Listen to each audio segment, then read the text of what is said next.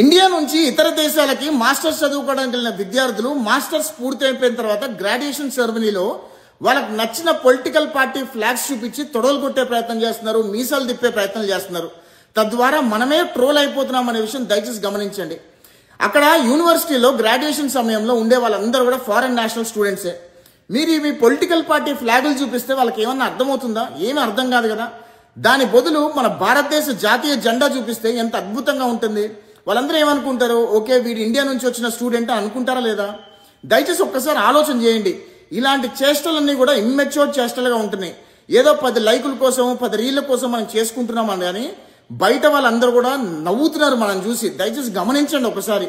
ఇది only specific గా south ఇండియాలోనే ఎక్కువగా ఉంది, మరీ ముఖ్యంగా తెలుగు రాష్ట్రాల్లోనే ఎక్కువగా ఉంది. దయచేసి ఒక్కసారి ఆలోచన చేయండి. మనకు ఆల్రెడీ తెలుగు రాష్ట్ర ప్రజలకి ఎక్కడ పోయినా కుల గజ్జి మత గజ్జి ఉంటుందని చెప్పి మనందరం తిడతానే ఉంటారు.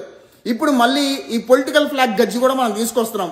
దయచేసి ఒక్కసారి ఆలోచన చేయండి. అది ఏ పార్టీ అయినా సరే, అది జనసేన కావచ్చు, వైసీపీ కావచ్చు, టీడీపీ కావచ్చు, బీజేపీ కావచ్చు, ఏ పార్టీ అయినా పర్వాలేదు. మీరు పొలిటికల్ ఫ్లాగ్స్ చూపించే ప్రయత్నం చేయకండి. దయచేసి భారతదేశ జాతీయ జెండా చూపించే ప్రయత్నం చేస్తే మనకు కొంచెం గౌరవం వస్తుందనేది ఒక్కసారి ఆలోచన చేయండి. ఈ వీడియో చూసిన తర్వాత కొంతమంది స్టూడెంట్స్ తిట్టుకుంటారేమో, కానీ నాకు ఏం ఫరక్ పడదు. ఇది చెప్పడం వల్ల కొంచెం మనకు గౌరవం పెరుగుతుందని నేను అనుకుంటున్నా. జై హింద్.